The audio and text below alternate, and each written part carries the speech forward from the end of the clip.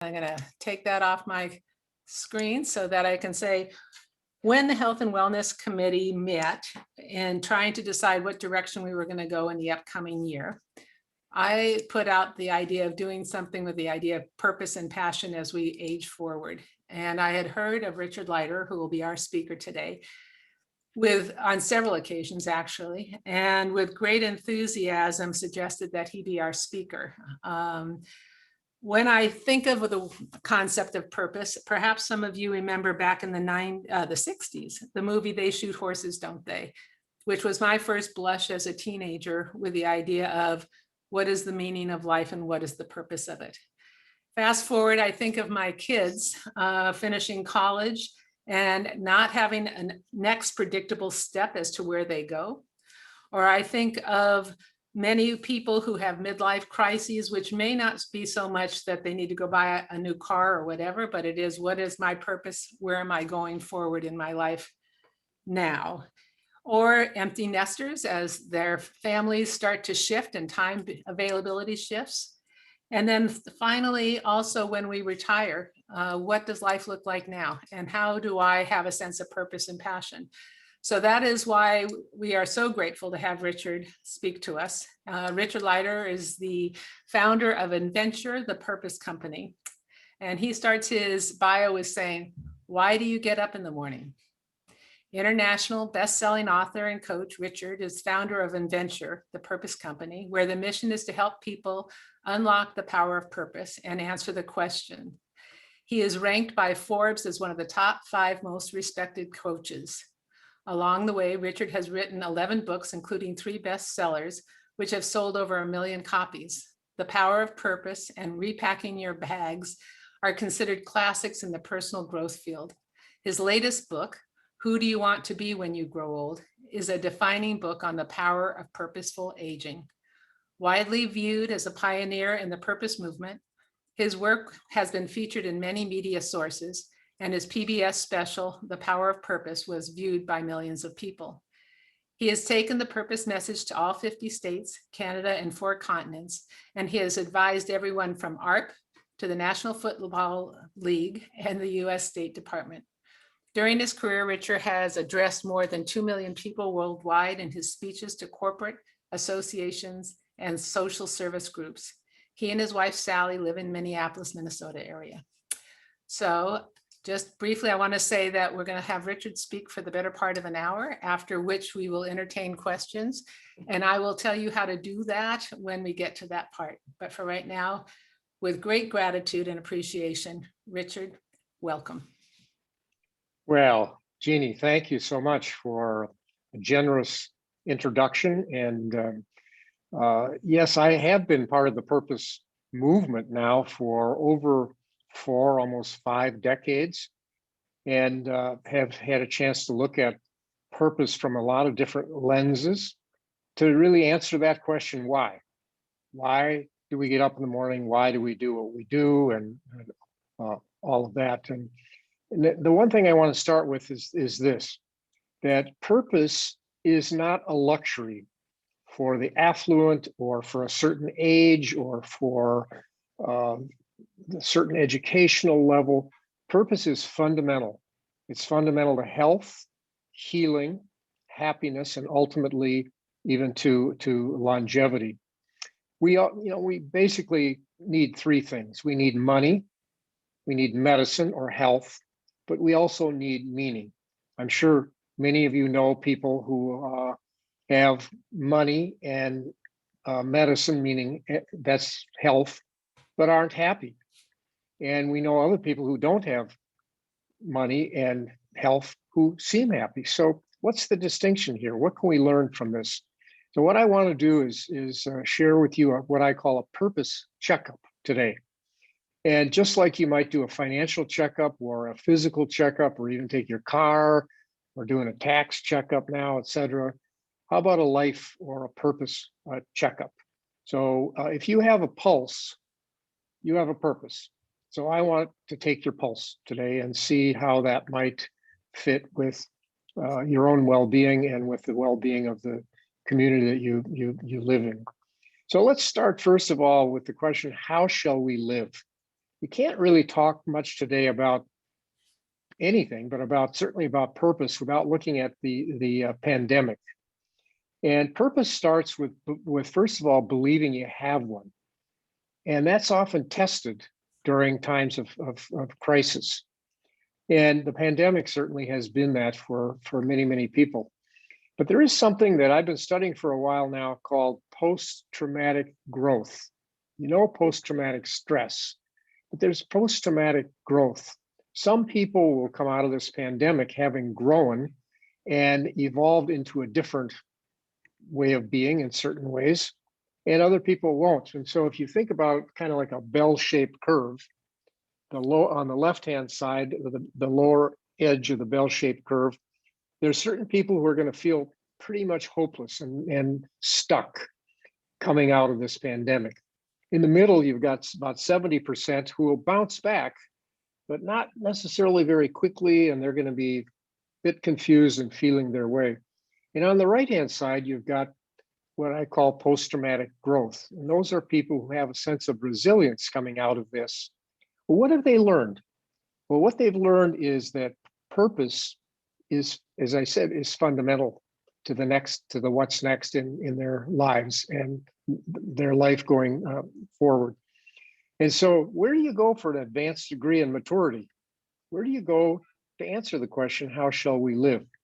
Well, I love the whole notion of community connection, because connection is really the heart and soul of purpose.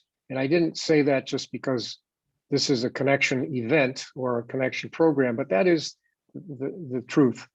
So let's look at this whole mindset, what people can do and think and be coming out of this.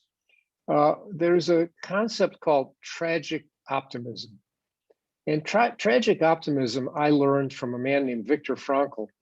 I actually learned it from him in San Diego in 1968. So that dates me a bit, but I had just graduated from a counseling psychology graduate school. I was trying to figure out what to do with the rest of my life. I'd studied humanistic psychology and existential psychology, and one of the people I studied was Viktor Frankl. And it turns out that San Diego was going to set up Viktor Frankl Logotherapy Institute in motion. And as part of that, it never really happened in the way it was intended, but he put on a week-long seminar and I signed up and went. I was the youngest one there by far. If you don't know about Frankl, he wrote a book called Man's Search for Meaning. And our Library of Congress claims that that book, Man's Search for Meaning, is one of the 25 most influential books in American history, number 12 on the Library of Congress list. Frankl was a neurologist / psychiatrist in Vienna, Austria. He was in a stable of people like Sigmund Freud, who was a mentor of his, Alfred Adler, Carl Jung, and others. And he was doing something, training doctors, residents in logotherapy and meaning or purpose therapy.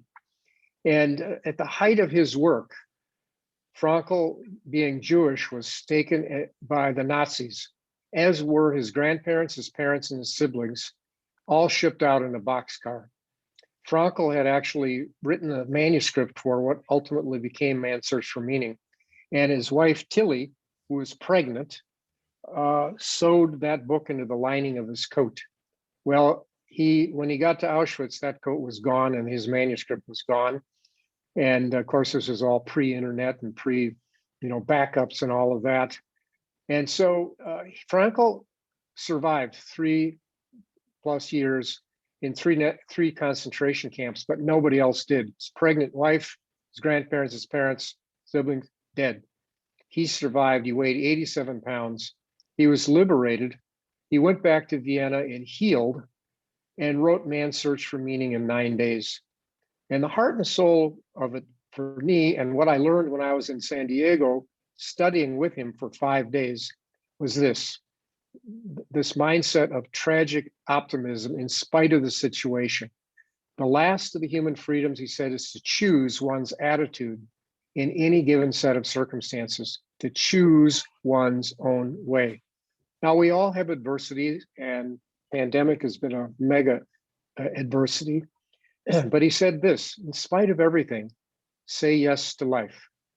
And he said, the will that gives us the will to live and the will to perhaps survive.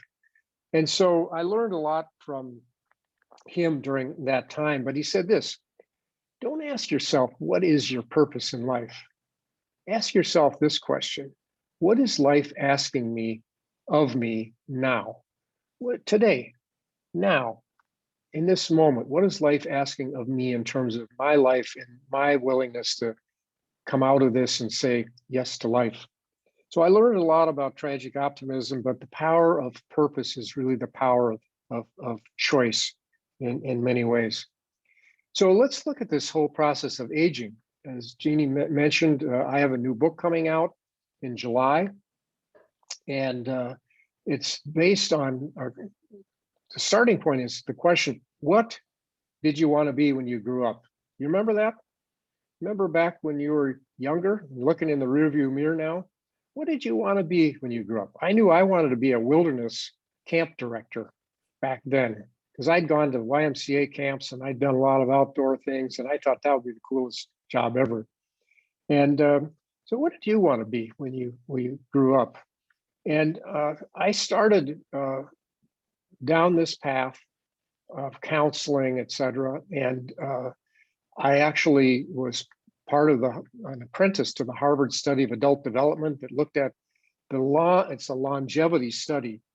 And the longevity study means that you study people from early in life to later in life. So it's kind of progressive research in many ways. After getting a fellowship and being part of that, I started to interview people on the right-hand side here, people over the age of 65. And I asked them if you could live their life over again, what would they do differently? And there's three themes that have come up over and over and over 4+ decades. People said if they could live their life over, regardless of where they started, they would be more reflective. They would step back and look at their choices, the big picture. And I said, well, did you reflect? And they said, yes, but only during a crisis. Otherwise, we kind of lived a default life in certain ways and kind of went with the flow in many ways. And then the second thing they said was, if they could live their life over again, they would be more courageous the second time. They would take more risks the second time around. And the risks were in relationships and work, the two areas that give us the most pain and the most joy in many ways. And so looking at the question, what did I want to be? And how did that turn out? How did that turn out for you? And the third thing they said, after reflection and courage, and the courage was really to be more authentic at work, be more with work that fit who they were, et cetera. And this could be any age or stage, but I'm talking about these people I'm interviewing saying, looking back over their lives. And then the third thing was meaning. As I said, we need money, medicine, and meaning. Meaning matters. Mattering matters. Every person I've interviewed in the second half of life wants their life to matter. They want to leave their dent in the universe and leave, be the person that they possibly could be. And so the secret really of living an authentic life is two words. And I'm going to come back to this several times: grow and give. What I found was that people really wanted to keep growing, not just stop growing at a certain age or stage, and give. And that is the meaning, purpose part of that we're talking about here. So the secret of living is growing and giving. And I want to take a deep dive into that. First of all, the question, old, who, me? So many people, when I interview them, say, I don't feel very, I may look old, but I don't feel old. I still feel like I'm X age, even though I'm 65 or 70. And I'll be 77 in July when my book comes out. And I'm not trying to be younger. I'm just trying to be authentically me, who I am now. So the question, old, who, me? Who are your exemplars of aging? When you think of people who are ahead of you on the age curve, who are the people that you really admire, that you can learn something from, or that are part maybe of your world in certain ways. Every one of us is an experiment of one, an experiment of one. We get to choose. And so are you getting older or growing older? That's a huge distinction. Everyone's getting older. We start getting older when we're born. And we're continually getting older as we're sitting here today or wherever you are. And so growing older, though, growing is a choice. And so one of the words that, you look at exemplars, maybe Bruce Springsteen's not an exemplar, but I picked this because he's been out there. He came out with a new movie, a new music, and he talked a lot about aging and about the celebration of aging, not just the other side of the decline of aging. So who are your exemplars? And one of the words I advise you not to use ever is the word still. Who, me? I'm still writing. I'm still trekking in Africa. I'm still, well, who gets to decide what still is? Still is an ageist word in many ways. So don't use I'm still doing this. Just be yourself authentically and make those choices.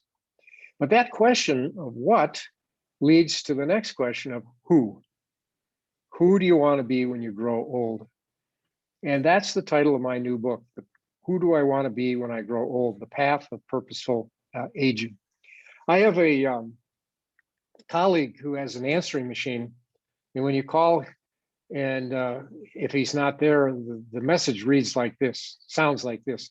At the sound of the tone, please leave your answer to life's two eternal questions. Who are you and what do you want? Now, that's one of the most clever answering machines I've ever heard. Who are you and what do you want? Is a kind of a lifelong thing. Who are you now and what do you want as you grow old? And what I find is that people want two things universally. They want to belong, that would be connection, and they want to matter in that community or that place that they are connected to. So do you feel a sense of belonging? And do you feel like you matter where you are? So the who word has replaced what, and the up word, what do you want to be when you grow up? It's who do you want to be when you grow old? And so let's talk a little bit about what that can mean. And I want to share with you, as I said, a checkup and some practices. But first of all, let's look at why. That question that I started with, why? Why do you get up in the morning? I had the privilege a while back of interviewing a man who was the chief medical officer, at the NASA Space Center for the astronauts and their families. And I said, what do you do? This is a program on aging and second half of life. And he looked like he's about 40 years old. I don't know. He was much younger than me anyway. And he said, well, I'm here to figure out how to talk to astronauts about when they leave the space program, whether it's empty nest, well, it's empty space program as well as empty nest in certain ways. And I said, is that a big problem? And he looked at me and he didn't smile at all. I smiled. He said, Richard, what would you do in the second half of your life if you'd walked on the moon in the first half? Well, most of us haven't walked on the moon, but we've all done something that we have to make a transition from, often to. And personally, I've retirement. I'm continuing to write, speak, do things I love to do, including reading walking safaris in Tanzania, East Africa. But the astronauts, and he said this, almost everybody who's gone into space, there have been 600 people who've gone into space. I think 60 women and 12 people have walked on the moon, and amazing numbers and more to come. But he said, they've all come back, or most of them have come back with a shifted perspective on life. And so we've spent a lot of time, what I would say, on the outer space, going to the moon, doing things. In fact, if you remember Apollo 11 in 1969, the computer that drove them up into space was 1 megahertz.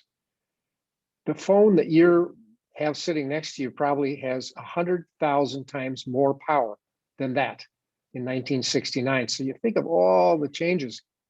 And what's changing now is we're looking at inner space. And the astronauts need, and we all need to look at inner space as we move into our aging process. So let's look at the sun. So the question is, why do you get up in the morning? And let's look at that from, first of all, from a science perspective, the science of purpose. Can science explain purpose? Yes. I did a PBS special, as Jeannie mentioned. It was shown in about 400 cities across the country. Millions of people saw it. And part of what I did in training to do that was visit the neuroscience labs around the country that were studying purpose in the brain, purpose and well-being, purpose and longevity.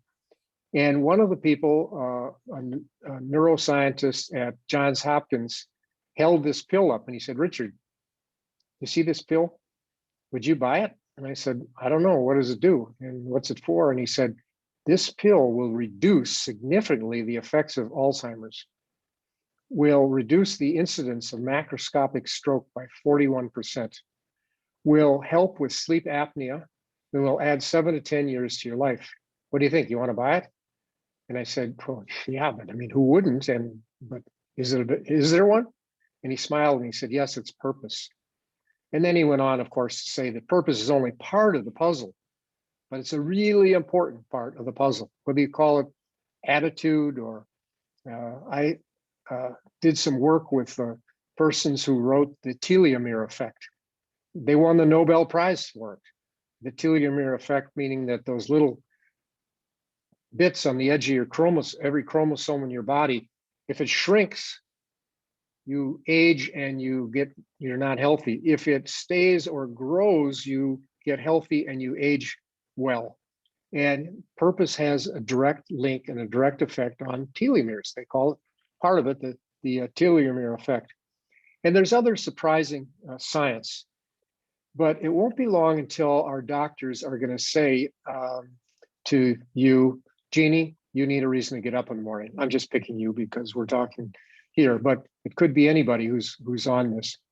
And so I want to give you a purpose now. I've already said it once, but it's the RX, it's the prescription. So nobody can get off of this and say, "Yeah, I don't have one." I'm going to give you one and then I'm going to give you a practice to try it in a minute. But here it is. It's only 2 words: grow and give. That's the heart of purpose. Grow is so you have something to give and you're continually on the edge of your own learning, your own curiosity, your own aliveness. And give is just what it sounds like. It's to make a contribution to life. Purpose is always, always, always it's the paradox. It starts on the inside, but it's expressed on the outside in the world, in the communities that we live in. One more science, it just came out. It's called the mind-heart-body connection. And it's the American Heart Association just came out with an exhaustive study on preventative heart disease and rehab. And it just came out in January. I'm not even sure if it's up on their website. I've seen the journal. It's a very exhaustive study that shows that resilience and purpose are fundamental to the heart, mind, body connection and to long-term health and well-being. So when you look at yourself, there's chronological age. That's me. I'm 77 in a couple of months. There's physical age, what's going on with my body and my health. There's also psychological/spiritual age. And that's how we're growing and how we're evolving in terms of our own maturity as human beings. And then there's also social age. It's how we relate to others and to community and things like that. And these all play a part. It's not just one thing, but purpose is in many ways the heart of it. So I want to talk about the default life. Many of us grew up with what I would call the default life. And this is the model of a default life. At the bottom, it says childhood, adolescence, adulthood, retirement, old age. On the vertical axis, it says personal growth. And you know, the good news, the bad news is that we're growing older. The good news is we're growing older. But the problem is for many, many, many people, it's new territory. And aging is new territory to learn to grow whole throughout their lives, to keep growing in certain ways. I grew up with this model, sort of learn, earn, and return. Grow up, grow old. And life was a decline. Well, in that era, with my parents, immigrant family, et cetera, people, you know, in 1900, the average life expectancy was in the 40s. Now it's in the upper 80s. And the fastest growing cohort in America is 85 plus. And so you can look at all kinds of statistics and things like that. But do you remember the game of life? Any of you play the game of life? Well, I studied this. The game of life came out in 1860. 1860. And it's about this model. It's about this very model right here. And it's changed a bit over time, but the model hasn't changed in certain ways. But it's time to change the model of aging. It's time to change our mental model and create a new narrative. And that's what I've been working on for 4 decades. And this new book hopefully will further that. And so the new model looks like the good life, which is this model. And for 5 years, I was the founder and the chief curator of AARP's Life Reimagined Institute, which was one of their think tanks on the future of aging. And what we studied was this what it says here, new life stage. So as I said, what we've done is we've added 3 decades to life. If the average life expectancy was 47, now in the 80s, we've added 3 decades. What's the purpose? Why age? Why live all this longer? Is it just one vacation, or is there something else here to take a look at? And so the 2 high points in happiness or fulfillment are in late adolescence and late new life stage. Look at that curve going up like that. And look in the middle there, they call that the U curve in the middle. A lot of research worldwide done on midlife. Midlife is the most unhappy time of life. So many pressures, so many things pushing us and pulling us in one way or another. And so we grow up twice. We're first of all from adolescence to adulthood, but then we grow up now a second time from adulthood to elderhood. And so I like being older. I like getting older. Now, I have some benefits, and I admit that in certain ways, but I want to keep growing, and I want to help others keep growing and get past that U curve. I went into a bookstore. I love books, real books, not Kindle books that I can touch and feel. And wherever I go into bookstores. And I was in a bookstore pre-pandemic, just pre-pandemic. And I walked in and I asked the woman at the counter, a young woman at the information desk, I said, "Can you tell me, please, where the self-help section is?" And she looked at me and smiled and she said, "Well, sir, if I tell you where the self-help section is, won't that defeat the whole purpose?" And I laughed and she laughed and she pointed out where it was. But you start to look at these racks and racks of self-help and aging type books, and they all are about self-realization and many about what do we know about this new stage of life and what can we do to live a good life. Now, I've written about and studied the good life from Aristotle to now. And my co-author of this new book, it's our 6th book together, actually. We think it might be our best. His name is David Shapiro. He's a philosophy professor in Seattle. And so he's done a lot of the research on the good life. And here's what we came up with when we studied the good life. We actually wrote a book called Repacking Your Bags, Lighten Your Load for the Good Life. And the good life is living in the place you love, hopefully that's Del Mar, with the people you love, hopefully that's the people who are part of the connection we're talking about here, doing the work you love. Now, work is a bit of a showstopper because work can be creative work, it could be caregiving work, it could be grandparenting work, it could be work for pay, it's whatever. But living in the place you love, with the people you love, doing work that matters to you on purpose, with a reason to get up in the morning.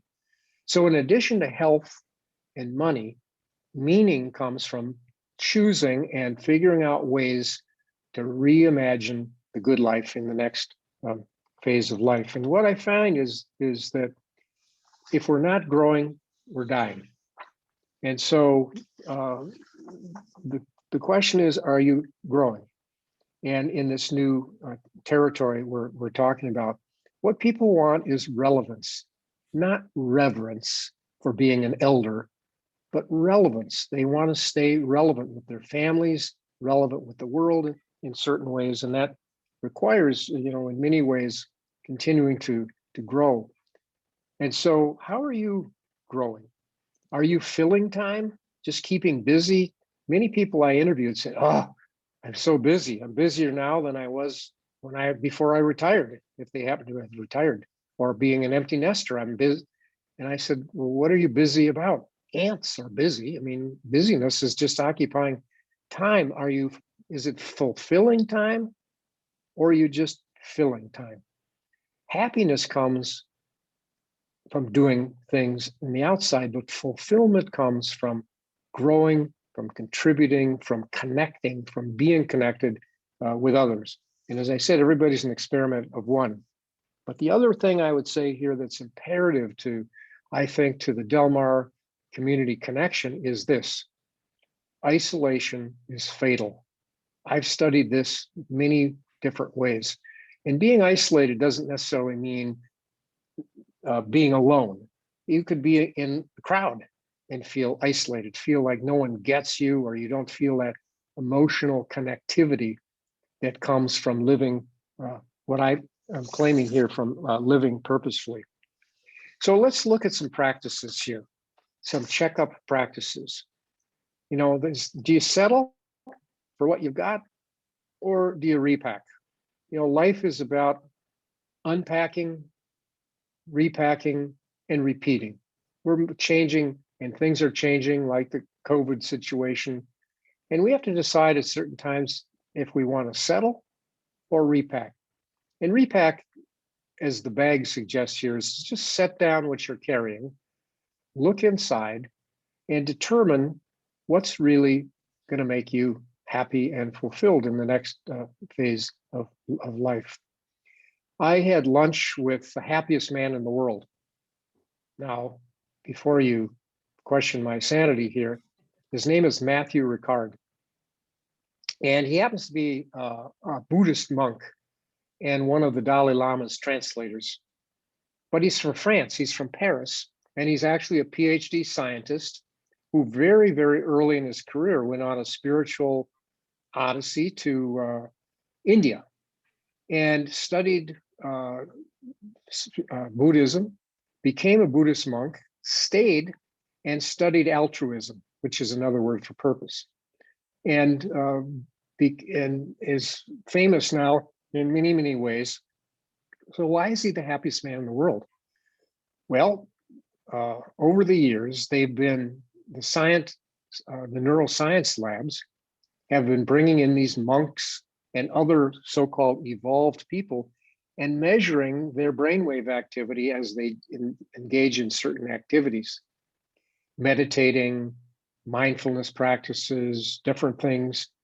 And Matthew Ricard has lit up the pleasure center in the brain more than anybody they've ever measured in most of these places, including the Dalai Lama. And that's why they call him the happiest man in the world. And he's not very happy about it. And he said, and I said, what? Well, I happen to be, and it's probably one of the reasons that Jeannie connected with me, is I happen to be a senior fellow in the Center for Spirituality and Healing in the University of Minnesota Medical School. It's a school of the Center for Spirituality and Healing is a leading edge program, 20 years old, on integrative medicine.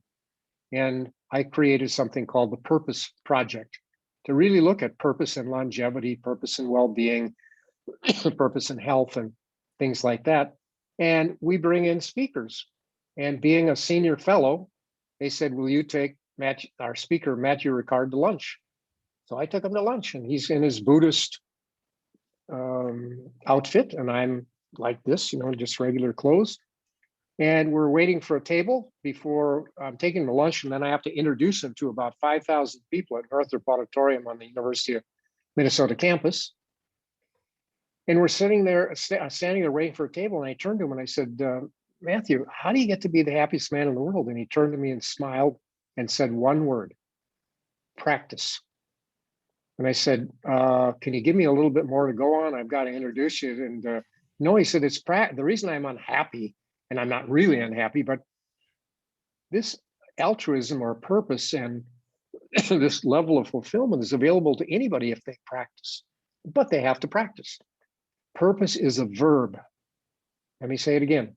Purpose is a verb. It's something we do and activate, not something we just think or feel. Viktor Frankl in the Nazi concentration camp would get up in the morning and give somebody else a kind word, a crust of bread, a hug, hope, etc. It's an activation. It's a verb. So he said, practice. And so what I'd like to do is share with you two practices, but let me just share one kind of funny one first. And that is under the repack notion here.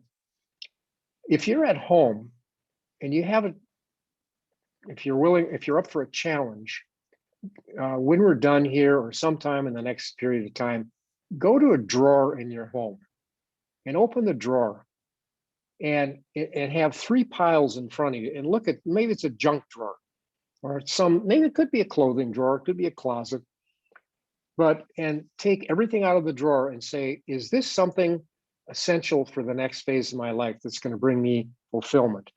Now, I'm not talking about historic objects or photos or, memorabilia, but I'm just talking about stuff. And you're going to have somebody who's going to talk about uncluttering coming up here. So this is kind of a pre-uncluttering test here. And put that in one pile if you want it. The good life going forward, the life I want to live, I need that. If it's something that, it's a phone cord from a phone you don't have anymore and don't need, put that in the no pile. And if you can't decide, put it in the I can't decide pile and put a date on it 1 year from now and put it in a box and store it someplace. I have people, when I did the PBS special, I did that drawer test just as a kind of a fun way to activate this verb type thing. And I said, here's a verb, here's an action.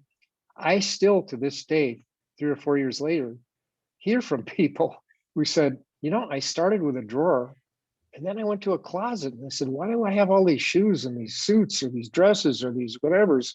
I don't need this anymore. And all of a sudden they said, then I sold my house. I realized I don't actually like living here. I want to, and this gave me just saying the good life. It starts with place, then people, then right work, etc. So you might try the drawer test just as a test of your own vision of the good life. So here's two practices. Morning practice is the first one. If you want a good night's sleep, have a reason to get up in the morning.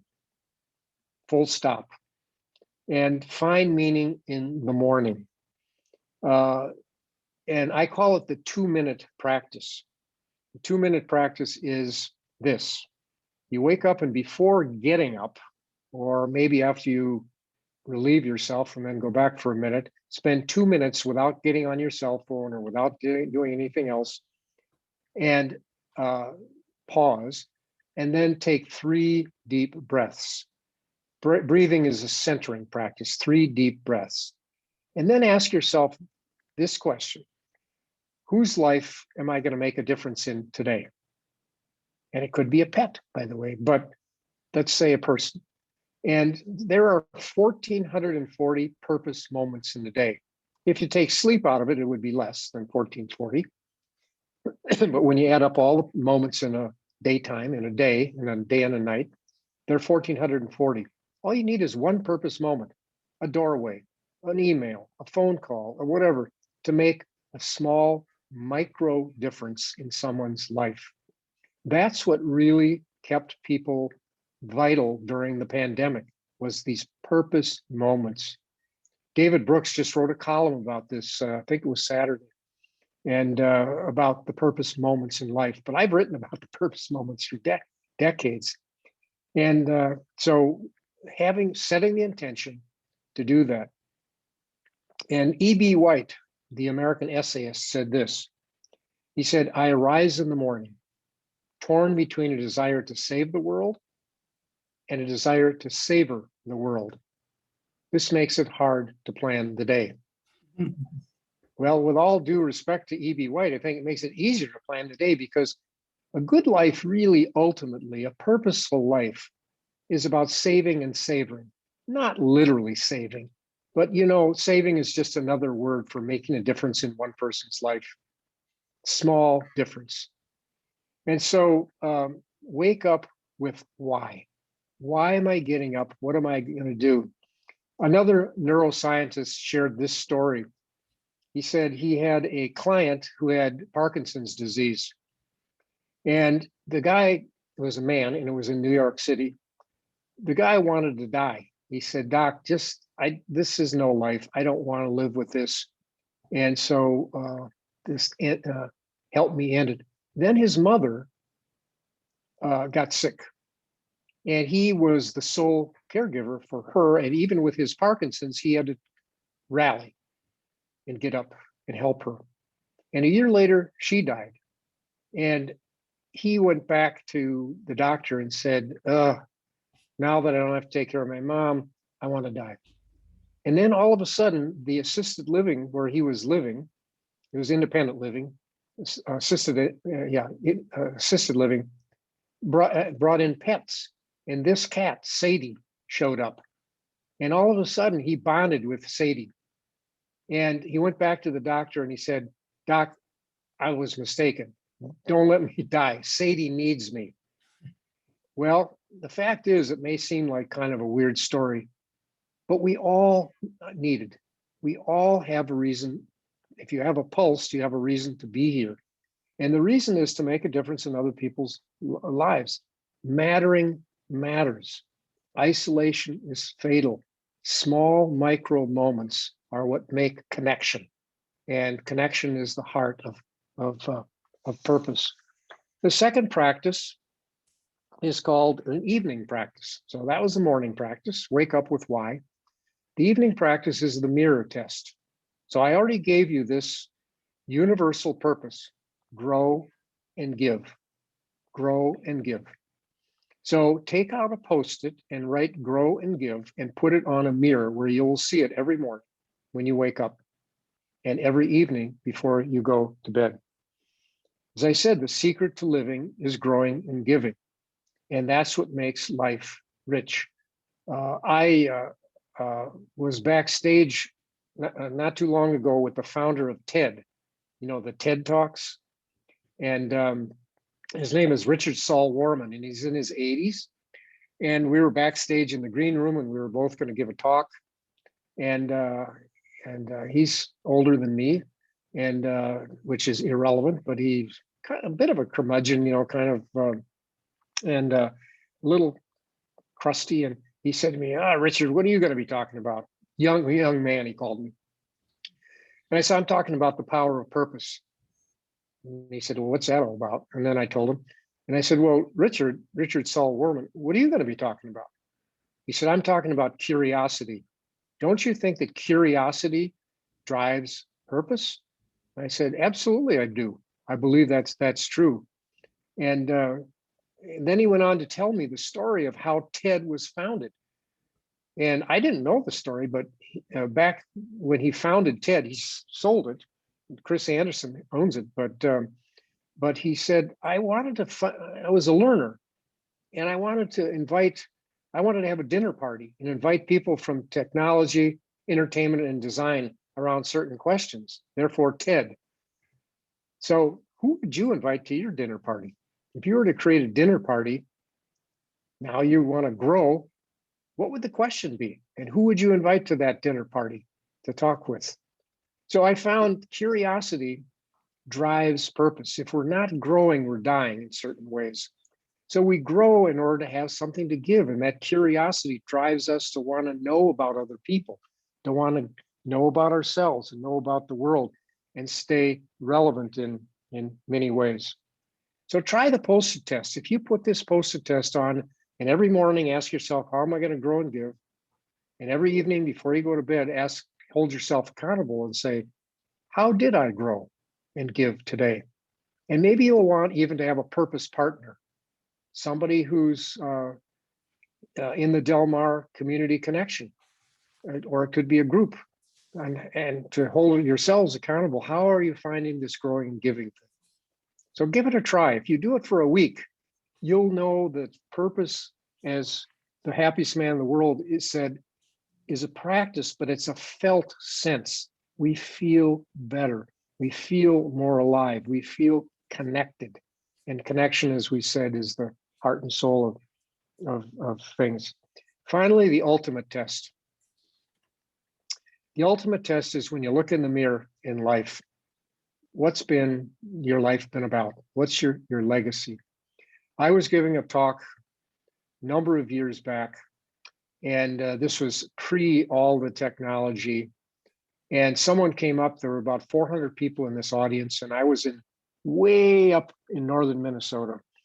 And I live in the Minneapolis area. And someone walked into the front of the room in the middle of a sentence and handed me a slip of paper and said, Richard, call home now. Now, underlined. And I went, now? I'm in the middle of a seminar, all these people. And so he said, now. So I went to a landline, no cell phone at the time, and called. And my wife said, Richard, your mother has had a stroke.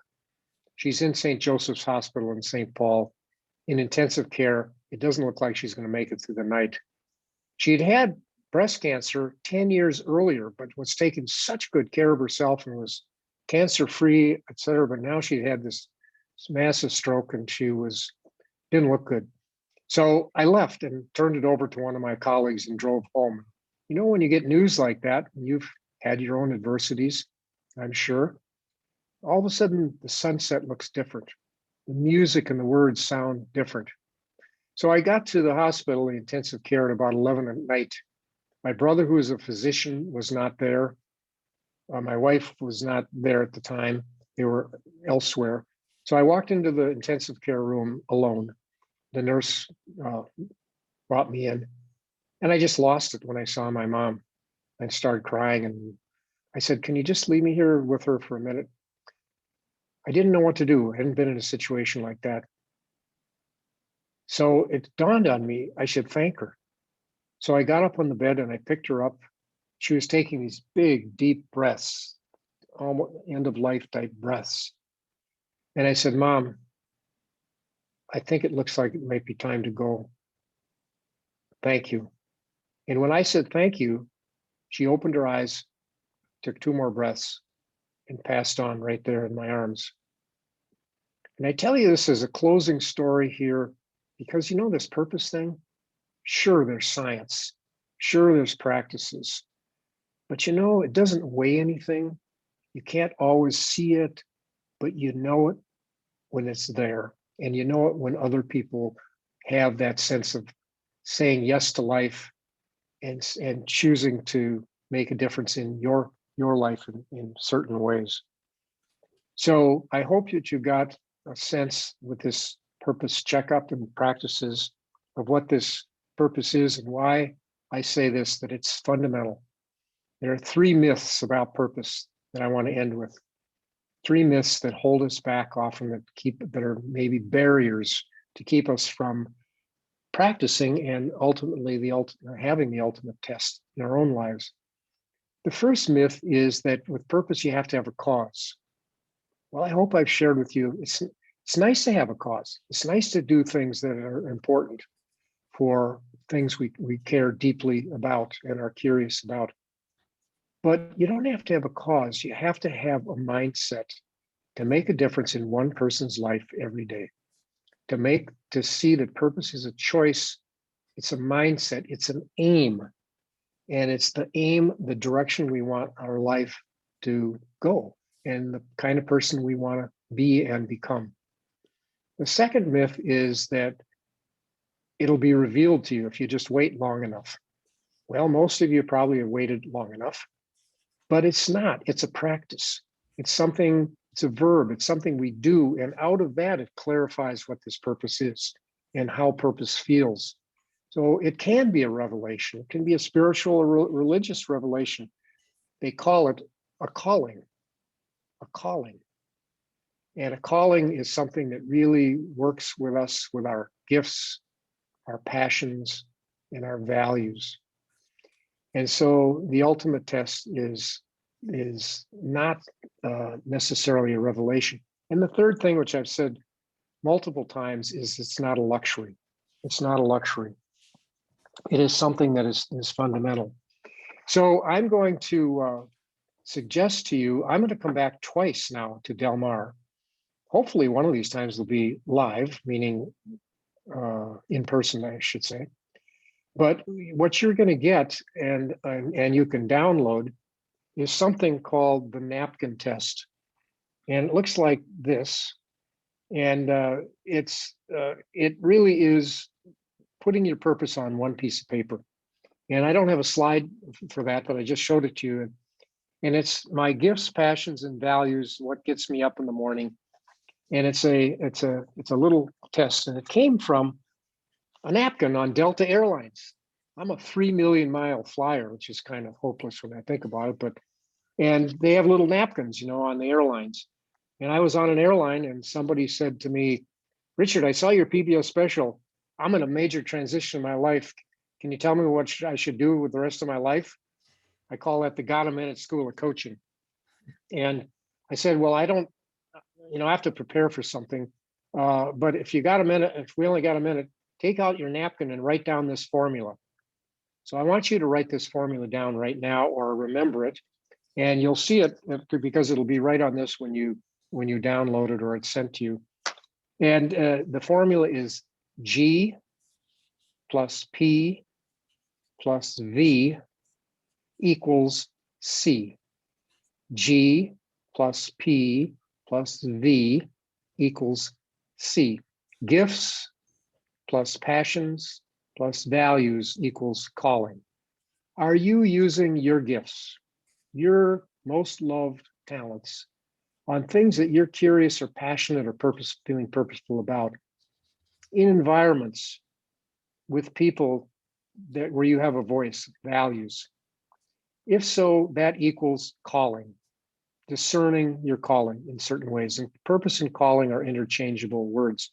So I'm going to come back and do a session for those who did the napkin test and coach you on the napkin test in about, I don't know, Jeannie, about another month or so, something like that.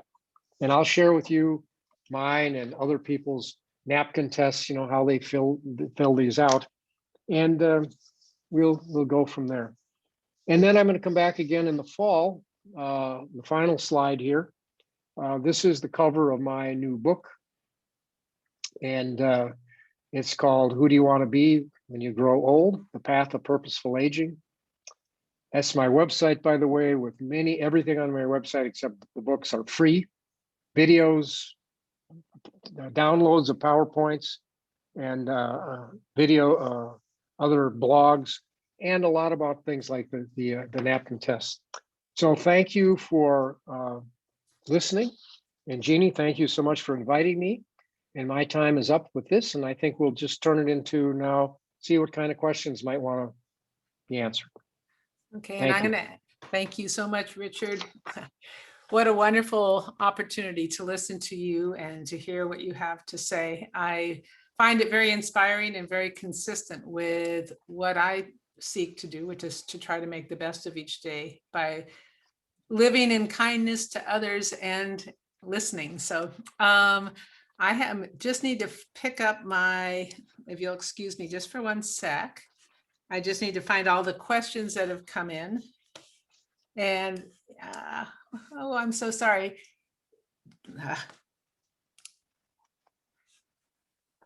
Bear with me for a second. Ashley, do you have anything you want to say for a moment on my behalf? Sure. So why don't I tell everyone how they can submit questions? Okay.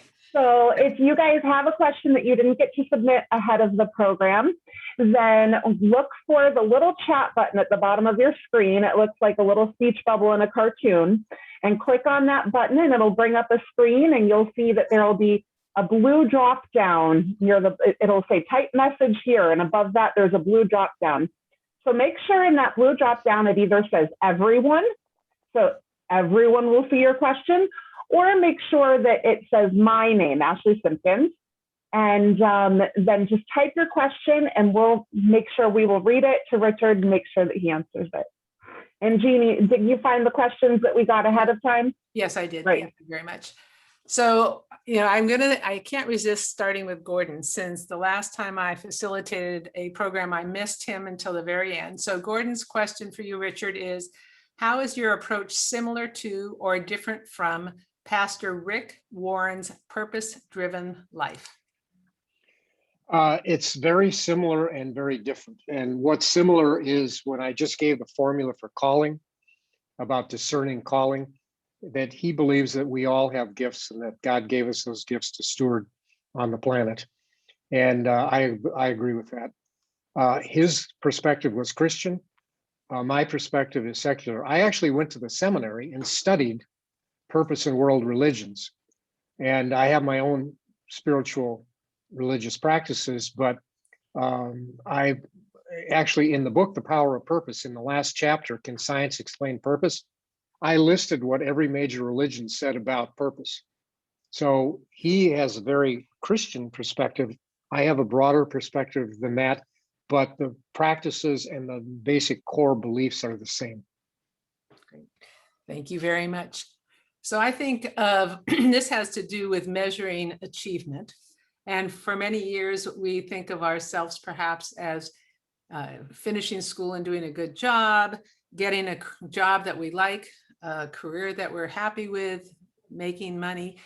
Those are measurements of achievement as we go along. But as we age up, it seems like the measure of achievement is different. And it can maybe seem soft or not powerful enough. How do you speak to where we find a sense of accomplishment and achievement as we grow further in our years? Well, as I said, this is a hard one because everybody's an experiment of one. Everybody does it differently. But there is this old aphorism: if you are what you do, when you don't, you aren't. So if you're a mother and then you're not, or you're doing a career with achievements, and then you, so we have to reimagine or reinvent, not reinvent, but reimagine how we're going to find that relevance and that fulfillment going forward. And so one of the ways to do that is through that formula of gifts, passions, and values. But what I find is that many of the earlier in life, looking in the rearview mirror, that what do I want to be when I grow up? Part of the midlife chasm, or what you referred to earlier as the midlife crisis, can in fact be a later life crisis. And in the new book, we have a quiz called the Later Life Crisis Quiz. And it looks at the very questions that we need to answer, and that is, what is going to give us fulfillment? And I get back to the, just, it may seem simplistic, but to belong and to matter, to be part of community and to matter in that community. And that's a worldwide universal thing. You know, I've been leading walking safaris in Tanzania, East Africa since 1985. And I have a foundation over there that I co-created to help young women become leaders and go to school in their communities, et cetera. And sitting around the fire with elders, I wrote a book called Claiming Your Place at the Fire about this, but sitting around the fire, one of the elders from a hunter-gatherer tribe called the Hadza that have been around for almost 100,000 years said, "Richard, how about if I ask you a question?" And then I said, "Okay." And he said, he's in his 80s. His name is Kampala. He said, "Richard, you know what the two most important days in your life are?" And I went, "Yeah, birth and death." And he went, "Oh, you write these books, you came over here on an airplane, you're sleeping in that tent, and I sleep around the fire. And I said, well, what are the two most important days? And he said, birth, because of infant mortality, and figure out why you're born, what you're here to do. And I think that's, Jeannie, a cradle to grave process. It's not just about a job or a career, it's about a calling. We're called for life, and we're called to continue to use our gifts to help others. And so, Eric Erickson wrote, many of people have heard about generativity, which is really generative, intergenerational giving to the younger community. And so I think there's a whole lot of ways to give without just being a volunteer. You may be working full time.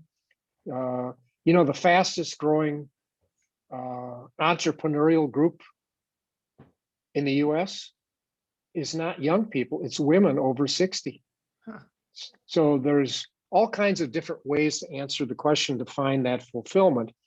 And but the question is to not go it alone. And so I've given you a long-winded answer, but I want to give you one more, and that is create a sounding board. A sounding board is like your kitchen cabinet, the people that you're going to talk with. And so a sounding board has 4 people on it. Number 1 is a committed listener. It doesn't have to have 4 people, but these are 4 considerations, I should say. 1 is a committed listener. Who is your committed listener? Who can really hear your story, the good, bad, and ugly of who you are without fixing you? They practice care versus cure. They practice being interested versus trying to be interesting. And they care enough to say, tell me more, Jeannie, about that story. Give me some more details. I want to know more about what do you plan to do about that? When? Secondly, as a wise elder, who are I called it exemplars, but who are the wise elders in your life that maybe you read, or maybe you know, or maybe they're in your faith organization, or maybe they're in community connection, and talk with them. And third are wise youngers. Wise youngers are people that quite a bit younger than you. My friend and colleague who created the Modern Elder Academy, Chip Conley, whose story is in my book, my new book that's coming out, calls us to be mentorns in this stage of life. Mentor and intern combination. Mentor meaning sharing, intern meaning learning. And so one of the ways forward to answer this question is become a mentor. And finally, find a purpose partner, somebody you can really share the journey with. And it could be your committed listener, or it could be somebody else. So that brings to mind the thought that as we evaluate and find our purpose, kind of what drives us to wake up and grow and give, how do you involve your life partner in that journey so that, or what does that look like if you are making maybe a sea change? How do you integrate this journey with your life partner? Jeannie, I get this all the time, and I really wish I had a better answer for it. But listen. It's difficult because we may find ourselves in a longer life at a different stage of what we want. What do you want, and how will you know when you get it, type of things. And so we need to figure out our narrative, and but it may be a different narrative, and it may be that we have to find a way to live independent lives together or not. And so but there's no path forward without deep listening, and that is very difficult. As a counselor, as a coach, we spent my life doing this. I still struggle with this in my own marriage, in my own life.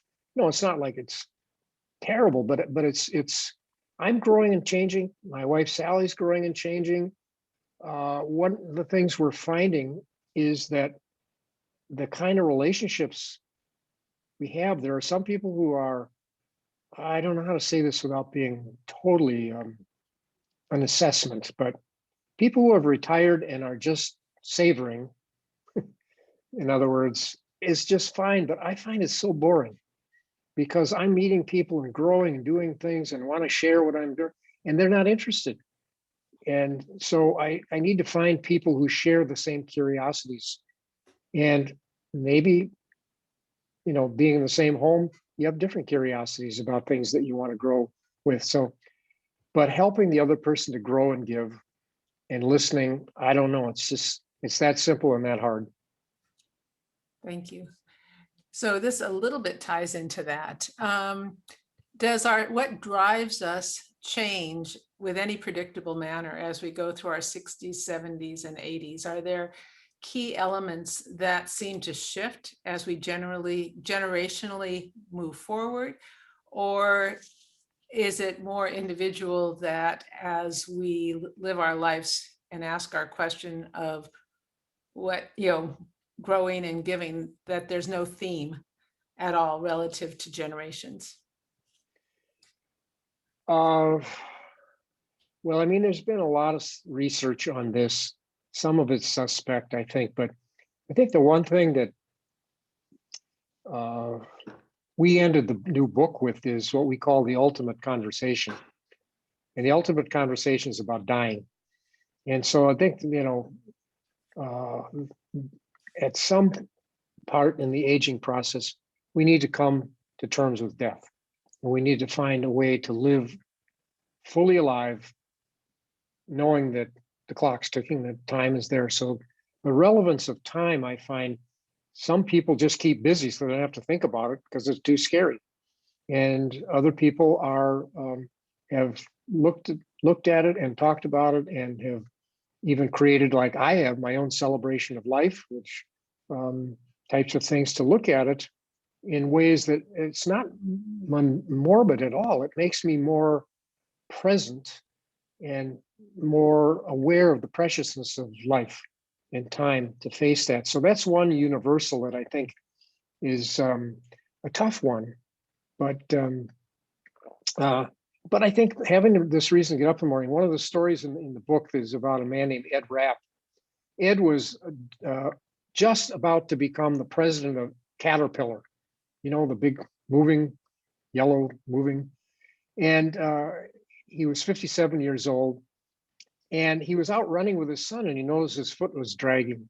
Make a long story short, a couple of months later, he was diagnosed at the Mayo Clinic with ALS. He's 6 years into it now, and there's a story about him in the book.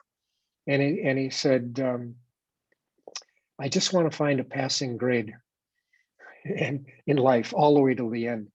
And will I earn a passing grade? Every morning, so far, by the way, he's raised $14 million for ALS research. And he walks with sticks and he does, but every single morning he gets up and the first thing he does is coach somebody on Zoom or on the phone who was just diagnosed with ALS, who he's never met before. And he finds this to be so enlivening. And people say, oh, it's too bad. He said, my life is good. I am able to do things that matter in certain ways. And so the universal is mattering matters. Wow. That's wonderful. So I'm looking and seeing if there are any additional questions. If anyone wants to throw one or another in, I want to say that the idea of taking gifts and passions and values to find your calling has, to me, been so I have to say, I think, I've always had this sense of what is my purpose in life? And I've had many discussions with people over walks. What is my purpose in life? And what I appreciate hearing so much, Richard, is that it is not an end destination that I'm aiming for. It is a daily practice of engaging in life in a purposeful manner where I feel that I'm both growing and giving. And the legacy story of my mom is it's purpose in everyday life. The reason that she lived a good life, and by the way, I think at the end of life, I didn't quite finish that. We all want completion. We all want to know that our lives mattered. And she wasn't on a heroic journey. She was a stay-at-home mom in an immigrant family who did her best with 2 kids. And she wanted to feel like she was, I guess, maybe someday I'll know for sure, but I'm somewhat certain that she was complete. I hope the same for myself. So I'd like to just make a couple of reminders. We are going to be, if you are interested in a coached session with Richard coaching us on the napkin test, is that what it's called? Yep. That please, we will send out a reminder after this and send out the video. Let us know if you're interested. We're looking at doing that in about a month's time. And then the idea of the book that we will do a study group will be in the fall when things quiet down around town a little bit. And wouldn't it be nice if we could do that in person and maybe snag Richard to come out? He has spent time in Del Mar, by the way, on the bluffs of Del Mar with a friend of his. So he's familiar with our community. Yep. Anyway, my hope is that you have found this interesting and helpful. And Richard, I appreciate so very much your willingness to be part of our meeting today. And I see Ashley, clapping her hands. Thank you. I want to say one last thing, Jeannie. Oh, sure. And Ashley, and that is this. I really want to thank you. My purpose is to help myself, but help others unlock the power of purpose. It's not finding it out there. It's unlocking it in here and giving a name to it, and like grow and give, or something else, and to express it while you're alive. So I hope I helped some people today unlock theirs, and that we'll continue this conversation moving forward, which I very much look forward to. And you actually bring peace to me to stop feeling like I have to find the penultimate answer, but that I can appreciate what I get to do in the day. So thank you, everybody, for participating. Richard, again, thank you. Ashley, Kara, thank you for your help. And Nicole, who's down in Mexico, thank you to her as well. Hi, Nicole. Okay. Thank you, everybody. All right. Bye-bye. Goodbye. Thank you. Richard. Bye. Okay.